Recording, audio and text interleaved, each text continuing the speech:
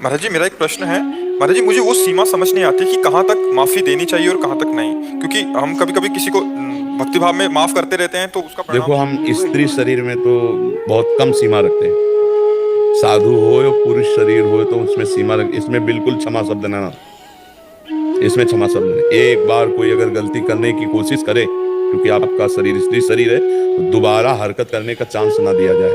उसे कानून के द्वारा, समाज के द्वारा दंडनीय जो क्रिया, छेड़ना या किसी तरह का, उसे दंड दिया जाए। नहीं, अगर एक बार क्षमा कर दिया तो दूसरी बार, आजकल ऐसे राक्षस हैं कि क्षमा करने का अवसर भी नहीं देंगे।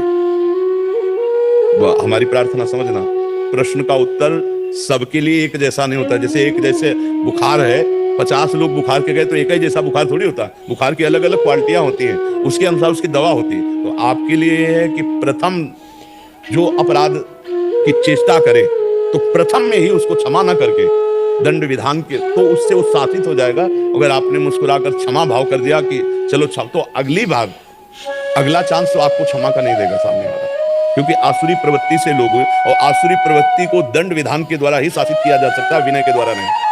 आसुरी प्रवृत्ति का एक ही उपाय है दंड विधान, विनय नहीं। हाँ, चूक हो गई, गलती हो गई हमसे, अब दोबारा नहीं होगी, तो देखना चाहिए कि ये व्यक्ति गलत नहीं है पर चूक हो रही है, तो भाई जा, आगे से कभी किसी के साथ गलती मत करना, क्षमा किया।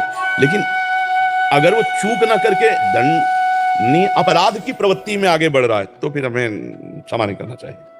अगर घर परिवार में ही ऐसे लोग जो बार बार शारीरिक और मानसिक प्रताड़ित करे तो कानून की तुरंत शरण लेनी चाहिए, चाहे पिता हो, चाहे भाई हो, चाहे चाचा हो, चाहे कोई भी हो।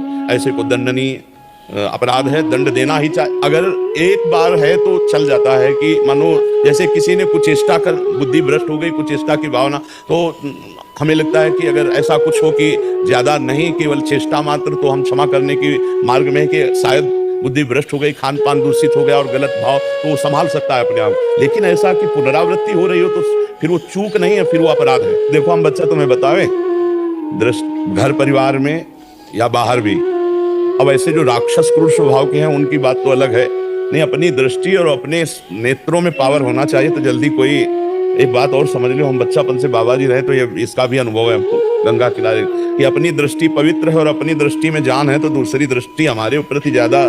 और अगर कोई राक्षसी स्वभाव का है तो हमारा कानून है, हमारी समाज है, हमको उसको पेश करना चाहिए, क्योंकि उससे वो भी पवित्र होगा। अपराधी दंड पा करके पवित्र होता है और आगे से उसके अपराध प्रवृत्ति रुकने की गुंजाइश है। तो हमें लगता है, चाहे पिता हो, चाहे माता हो, चाहे भाई हो, चाहे बहन हो, चाहे कोई भी हो, यदि वो अपराध प्रवृत्ति की तरफ बढ़ रहा है तो मुझे दंड विधान उसको दिलवाना चाहिए, जिससे वो पवित्र हो, उसकी अपराध प्रवृत्ति रुके, अपराध प्रवृत्ति को आगे बढ़ावा ना दिया जाए।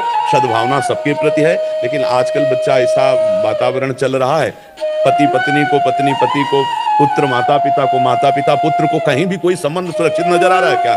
और अभी तो कलयुग के 5000 वर्ष हुए, 4,32,000 वर्ष है, तो आप तो थोड़ा बालिक भी हो, आप अपनी सुरक्षा कर सकती हो। कहीं इस तरह का बर्ताव हो जो आपके चरित्र को दूषित करने वाला हो, तो हमारे कानून की सहायता लेकर के उनको पवित्र करना है। अपराधी को दंड मिलना, उसके अपराध से निवृत्ति होकर अपराध प्रवृत्ति पर शासन होना है, उनका मंगल हो जाएगा और आप सुरक्षित हो जाओगी।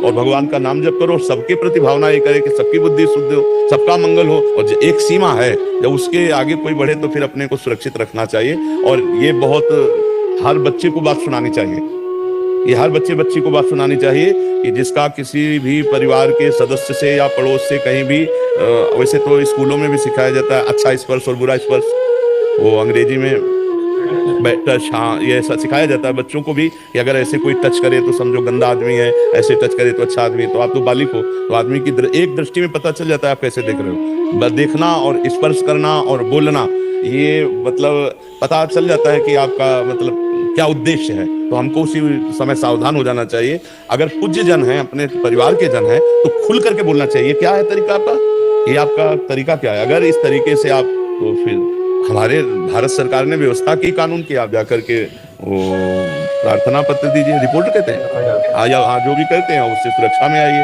और माताओं बहनों को तो बहुत सावधानी की जरूरत है।